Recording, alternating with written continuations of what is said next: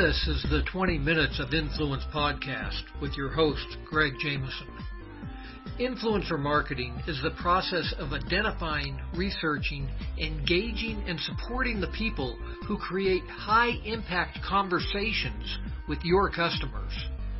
On each episode, I talk with industry leaders, business rock stars, and internet celebrities who contribute their knowledge about influencing others and growing your influence.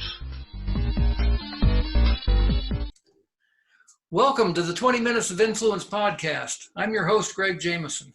And if you happen to be watching the podcast today and not just listening, you'll notice that I've got a guest with me today. His name is Jimmy Newson. And Jimmy has got a lot of experience that I'm going to let him tell you about. He's the director, or has been the director, of the New York Marketing Association. So I'm really excited that he's here today.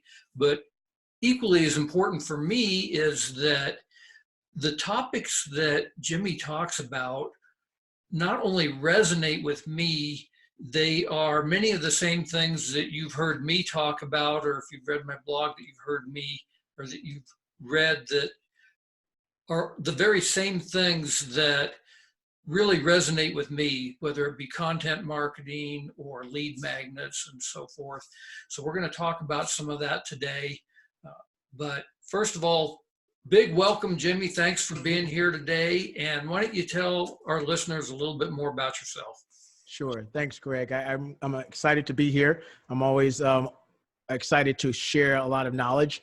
As he said, my name is Jimmy Newson. I am the marketing director of the New York Marketing Association. I'm also an inbound sales and marketing consultant. My background actually started in the music industry. So I was in the music industry for a very long time, but I guess I was still on the marketing side as well. So I've worked with everyone from Grammys to in People Magazine to now, AT&T. I've done projects for them, as well as like GoDaddy, video marketing. It doesn't matter what the content is. What I do is, at the end of the day, I always focus on what's the goal and who are we trying to attract. And then from there, we decide to leverage whatever tools, which there are a ton of them, especially when it comes to digital marketing, that can help us engage and reach those goals. So I'm an inbound marketing and sales consulting. So I live and breathe inbound marketing, which is all about leveraging content to deliver your message and your content, your products and services to the right people at the right time. All right, so just to get off on a little bit of a tangent here before we get into the meat of things. Sure. You're in New York. Is that New York City? I am just outside of New York. I'm on Long Island, but I spend about 3 days a week in the city. I love the energy, but sometimes I got to get away from that and go out and hang out where there's air and trees and grass. Yeah.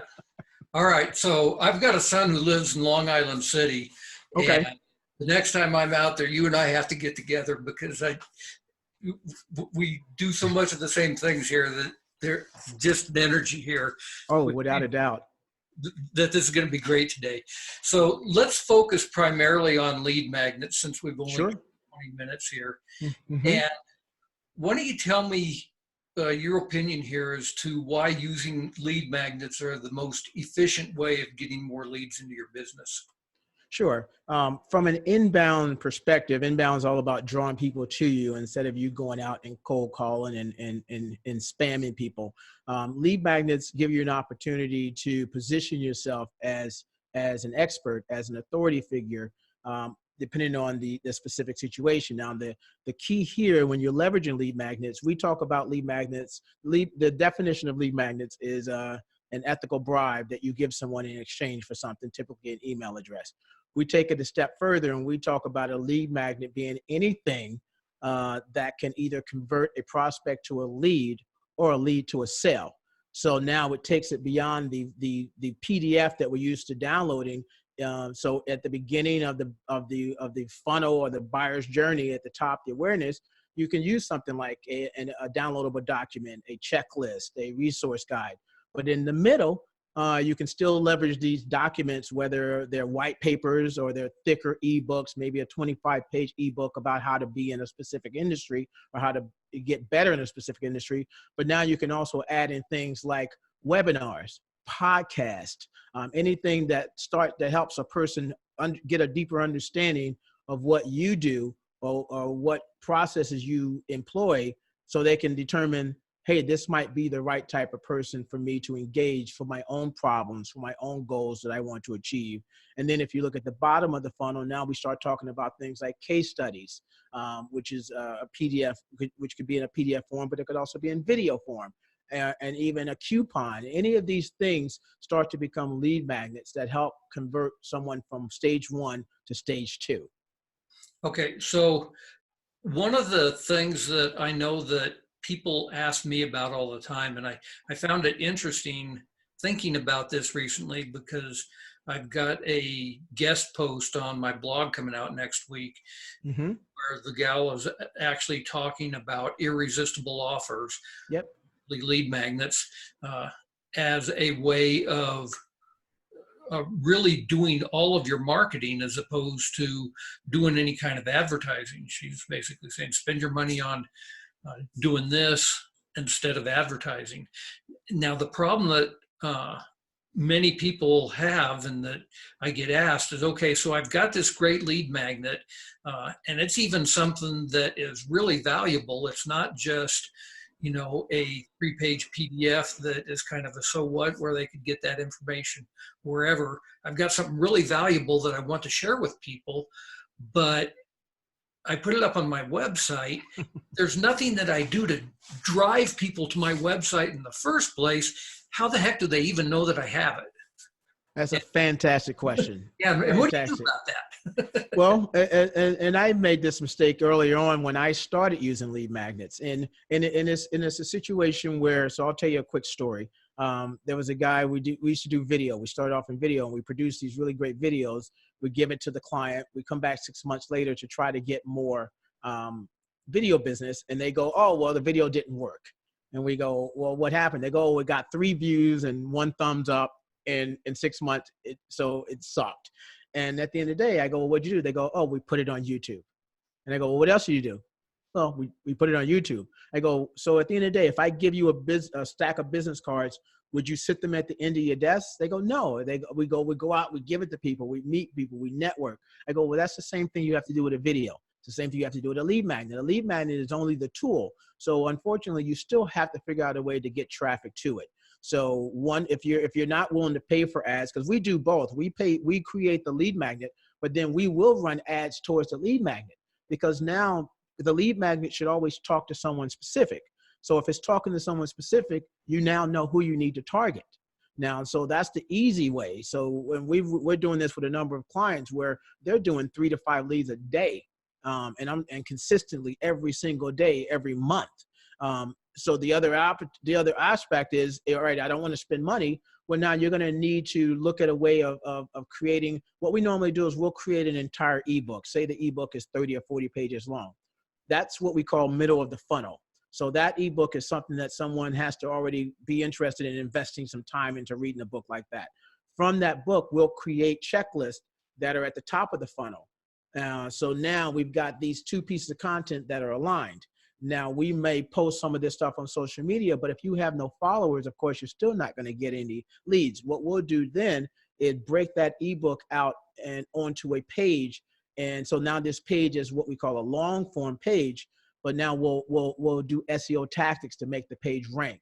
Now, of course, that causes it to take a while to rank, but eventually that page could be a source of traffic generation for that lead magnet. Now, that with that page, so people go, well, if I can read the entire page, why would I want to download it? Well, at the end of the day, people are short on their attention span. And I do this all the time. I'll get to a page and it'll be forever, and it'll go, if you want to just download it and read it later, I'll usually just enter my email address and download it and read it later, because it doesn't serve me the purpose right now. I don't have the time and energy to read that long post at that moment. Now, I didn't get to that page. The reason why I got to that page was because it was optimized SEO wise. Yeah, and I think that the important thing here for people listening to this is that you can't just put up a lead magnet and think that it's magically going to start converting leads. What Jimmy was saying there is, one of the ways you can do that is to run ads to your lead magnet. And that's something that's so important with advertising too, is I've seen so many people that throw up an ad and think that they're going to sell something off of the ad. And the reality is that you should be advertising, as you said, your lead magnet, so that you get them into your funnel in the first place. Sure, because 70% of the people are definitely not ready to buy, and it's probably even higher than that. So we'll do that so we can start the relationship, because at the end of the day, the lead magnet is positioned from either the problem that your prospect is having or the goals that your prospect is trying to reach. And those are the emotional triggers that help them take that next step and at least investigate more to see, is this lead magnet is something that I can use to move myself forward. And there is actually a third way you can do it. And this happens to me a lot more now because of the position that I'm in, is I'll now get calls from people that says, hey, we know you cater to our market. We like to partner with you. Do you have anything that you can give to them? So now I have that lead magnet, and I'll go, yes, here's a lead magnet that's that. And this, I had this call earlier today. That's the 30 greatest lead gen secrets or tips, secrets, and techniques. And they're going, great. Yeah, my audience will love this. So partnerships are another way for you to get traffic to your lead magnets when the lead magnets are not self-promoting, and they're really, really helpful to the end user. Yep. Okay, so we've got our lead magnet now, and we are bringing traffic to it. But maybe, well, we think we have a lead magnet, but you actually have a step-by-step process for creating and using lead magnets? Sure. Yes, definitely. All right. So the first thing is, it's always about, if we go back to, let's just treat it like a baby. We got this baby and we want to see this baby grow up.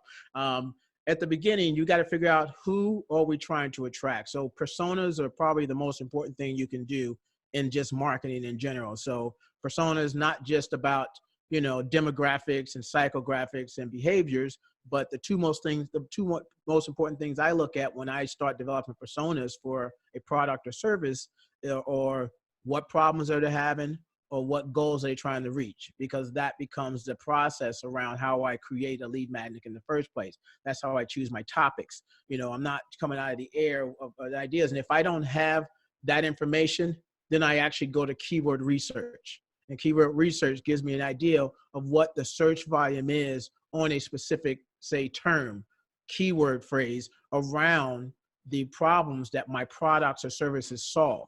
So I always have to think about putting my lead magnet or my lead magnet ideas into a problem solution scenario. Not necessarily, so I don't mention brand names, I don't mention myself, I don't mention my company. I talk about the problem and I talk about the solution. From there, now that's what they're focused on. They don't have to think about me at all. All I want them to do is get educated and then give them a place to go to continue either the education or to solve the problem. So now that now that I understand what the topic is, now the next thing I want to do is start to create content around it. So I'll do even more research to figure out what are the things that can help a person get to the solution that they're looking for based on their problem. Once I've got that, now I start creating the lead magnet. After I create the lead magnet, the next thing I want to do is now figure out, where am I going to place this? Am I going to place it on the landing page? Am I going to place it already inside of a blog? Maybe it's what we call a content upgrade from a blog. And this is always a great tip that you can use. So if you're talking about a specific topic on a blog, add to that a downloadable document that helps them achieve what you talked about in the blog. So now you got that piece. Now I want to drive traffic to that. So now I start thinking, do I have contacts that could find this lead magnet valuable, that has an audience that I want?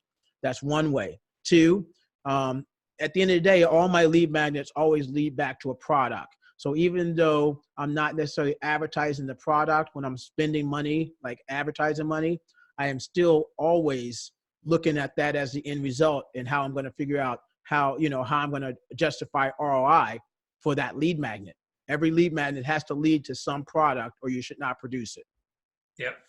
Okay, we're actually going to have to take a quick break here, but on the other side of the break, I want to talk a little bit more here about this whole concept here of creating lead magnets. So many websites I see, they have one lead magnet. And typically it's really awful. It's, click here to sign up for our newsletter or something. What you're alluding to here, I think, is that you've got to have kind of this never-ending stream of lead magnets. And I want to talk about how you don't run out of ideas on creating those and why you need more than just sign up for our newsletter. So we'll be right back after this. Sure.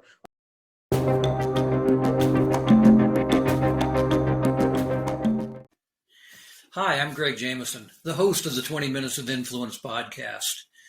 Every week, I not only have the opportunity, but the real privilege of interviewing experts in their field, true thought leaders, and I get to share this information with you. The purpose of this is really to help you sell more of your products and services online, which is the core premise of my primary business, Web Stores Limited. At Web Stores, we go out and we create e-commerce websites for small businesses. Plus, we do internet marketing and digital advertising for those businesses to really help them sell more online. We have a whole number of resources and tools designed to help make this process easier for businesses, probably much like yours.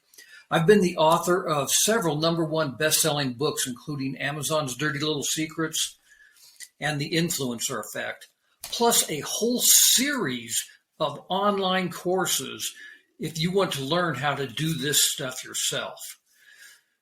The best way to remain in contact with me, besides subscribing to this podcast, of course, is to simply go to gregjameson.com/free gift, where I have a special offer for you simply because you are a valued listener to this podcast. Thanks again, and now let's get back to today's episode.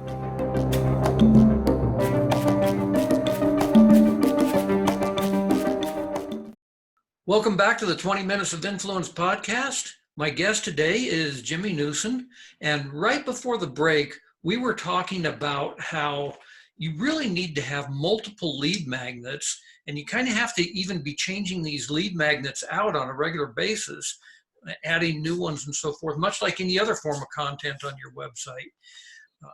One, that sounds like a lot of work, and two, how do you keep coming up with new ideas for lead magnets? Do you always just do an ebook? Do you do different forms of lead magnets? Do you do physical products? Do you do videos? What do you do, and how do you kind of have this never-ending ideas for coming up with lead magnets? All right. So, of course, at the end of the day, I'll start with this quote that HubSpot says. They say it's a company with 30 or more lead magnets generates more, 7 times more leads than a company with 10 or less. Okay. So you go, okay, great. That sounds cool. That if I have more lead magnets, I call them doorways to your business. The problem is, yes, now how do I create all this content? So first step is always to just go, I usually say, start with one product. Start with one product and create a lead magnet specific for that product and get really good at optimizing that lead magnet. And then once you've done that, now cast your eyes on the bigger picture, because now you have a system in place, because there's definitely going to be a amount of learning that's going to happen from you doing that first lead magnet. So I always say, pick a product that you can sell in your sleep, something that's so easy to sell, and the client very well. So you can really dial in on what is going to be, what needs to be in that lead magnet that's going to make them say, wow, when they open it up and read it, and be excited that they gave you their email address. What I typically would do is start with an ebook, because the ebook, if you develop a really great ebook, then that ebook can really give you a lot to ride on. You can literally ride that ebook for a year, because let's break down this ebook. So I have this 40-page ebook about a specific topic. Maybe it's how to do your taxes, the complete guide to doing your taxes from A to Z. Okay. So now this ebook is only really going to be read by somebody who really wants to understand how to do taxes from A to Z. So there's got to be some buy-in. But what I could do from that, say, 30-page ebook is create a checklist of the, and say there's 30 steps in there. Here are the 30 steps that you need in order to, to understand accounting from your taxes from A to Z. It's just a checklist. Now that becomes a piece of content that helps promote your business, but also something that people can download and digest in less than 5 minutes. Now, the call to action in that might be download the complete ebook so you can understand each step of that I cover, because you might know how to do 10 of the steps, but 20 of the steps might be new to you. So that's one way to start to break it apart. Next thing I might do is I might create a resource guide from that. So I'm going to, of course, mention resources in that. So I'm going to create a resource guide that goes, here are all the tools you need when you're trying to do your own taxes from A to Z. Now the resource guide becomes another piece of content. All these pieces of content attack people at different parts of what we call that buyer's journey. So they might not be ready. So by the time they start digesting these pieces, they want more. They want more. You might create an infographic from that. You might now take each one of the subtopics in the book and now do an elaborate blog post. You can probably write 5 or 6 or 7 blog posts about certain subtopics in the book, leading back to the book as the complete download. So, that one ebook can yield tons of content. So you don't have to continue to come up with original stuff. You're just creating more content. Because at the end of the day, a business has to understand how many clients can you actually service in a day, in a month, in a week. So it's great to say, hey, I'd love to have unlimited amounts of clients, but if you can only service 10 a month, then that should be your goal. I want to get 10 clients, so I need to keep hammering this process, this thing I'm trying to get out home. So enough of that type of person, that persona, keeps coming through the door, and you don't have to worry about trying to come up with new systems to sell someone else. Okay, let's think about this here just for a second in terms of an e-commerce store selling physical products. We so often see lead magnets, and everybody out on the internet, HubSpot included, is out there talking about digital products, or they're talking about services like taxes and so forth. But just for grins here, because I have a lot of clients like this, let's say you have a clothing store. Yep. What would you offer as a lead magnet for a woman's clothing store? Sure. At the end of the day, I learned something from Wistia, and they said, when you're marketing, if you want to never run out of ideas, market on your mission and your goal, not your products and your services. So with that being said, when you think of, say, like a clothing store, well, think about when you actually go into a real store and you start looking at a blouse, and the salesperson comes up to you and she goes, "Oh yeah, that's a nice blouse." And you go, "Yeah, you know what? I think I'll take it." And the next question she asks you is, "So what are you going to wear with that blouse? What shoes do you have? What pants do you have?" Now she's thinking beyond just the blouse. She's thinking about, how can I make you look pretty? How can I make sure that you stand out when you walk in that room? Where are you going? So for a clothing store, they could create, it's like the old catalogs. So nothing's really new. Remember those catalogs? You get those catalogs in the mail. I know me and you used to get them. Yep. That's this. So a catalog in a sense, but one's really specific to your persona, could be, the hottest outfits for summer, because summer is about to come up. So now you're giving them ideas of what shoes go with what shirt, which goes with what pants. And now they're buying, instead of them going to your website and buying a pair of pants, they're buying the whole outfit. So you're able to give them more than what they expected to come from, and you're making their life easier. I know as a guy, I hate shopping. And when I go in, I usually just buy everything on the mannequin. It makes my life, I'm in and out in 5 minutes. Yeah, so I think that's actually key. What you said there is you kind of have to think of your lead magnets a little bit differently than what you see on so many different websites where, I mentioned, just sign up for our newsletter. I was working recently with a company that does house cleaning. And I was kind of thinking the same thing. It's like, why would anybody sign up for a newsletter from a house cleaning company? Well, unless there's very specific tips in there that they're going to give you on, how to not hire the house cleaning company because you're keeping your house clean or whatever, then you need to think of something really unique and different. Maybe it's to get entered into a drawing for saving $100 off your next clean. I'm not sure what it is. Maybe you've got some other ideas there, but you have to really think about the person on the other end and what would be such an irresistible offer to them that they would say, you know what, I want to give you my email address because I want to get whatever it is that you're offering. Sure. And that's the thing. And so when you're looking at trying to, because some industries are a lot harder to create content for, especially when, they may consider it maybe not as exciting as fashion or certain aspects of consulting. So with a company like a cleaning company, the first thing is to do is look at your mission. What does your mission talk about?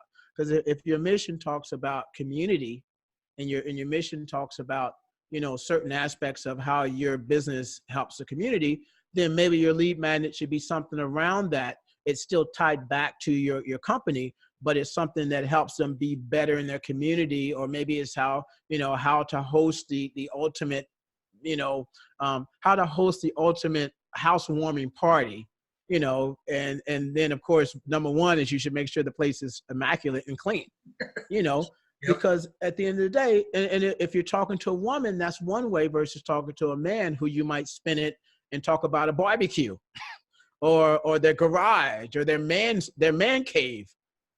There's tons of ways for a brand to be able to connect and bring value beyond their services and products and services. What these lead magnets typically end up doing is number one, keeping you top of mind, but two, letting them know I'm more than just a product to you. Yeah. So kind of one final question here before we have to start wrapping up is, okay, so you had great idea there with how to host the perfect party or whatever. And one of the things you have to do is have a clean house. I love that. But I'm now this cleaning company, or I'm now this clothing store, or whatever else it is that we have out there. And I'm spending my time running my dang business. Creating a 30-page ebook sounds like an awful lot of work. Even creating a small pamphlet on how to throw the perfect party sounds like an awful lot of work. What tips or tricks do you have on how a busy business owner can actually make these lead magnets happen and make them really powerful enough that, like I said, people are excited to give them their email address? So basically, how does a busy person start to get this process going? Developing these lead magnets. So, I mean, you've got a number of ways now, thank goodness, because of the digital age, you can actually go and search and find someone who can help you create these lead magnets. You could tap, if you have employees, you can tap your employees, because your employees could be a wealth of knowledge in regards to, especially if they're client facing, to, first of all, source great ideas for content that will make a great lead magnet, but then allow them to document it and then put that into some format and hire a designer and make it look nice. And now you have your first lead magnet.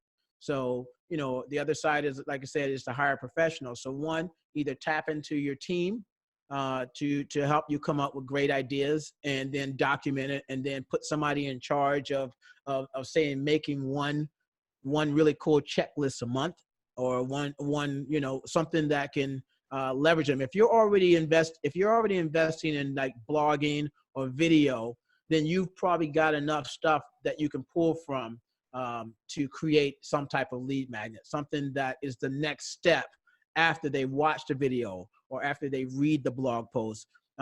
Assign someone to that, or like I said, do a search online and find a company or freelancer that specializes in creating lead magnets for businesses. Yep. Awesome tips and information here today, Jimmy. Really appreciate it. Is there any kind of last words of advice that you would want to leave our listeners with? Sure. We don't want paralysis to set in. So, there's a lot of information. There's a lot of things you can do. I would just pick one product. So here's your to-do list. Pick one of your products, one single product, and then pick one problem or one goal that your product helps people do. And then from there, create a checklist or create something around how that process works. And offer that up to them as a problem and a solution, and then make your product, one of the solutions that can help them with that problem. So, and I'll give you a really quick example of that. Let's take fire, for example. So I want to sell you fire.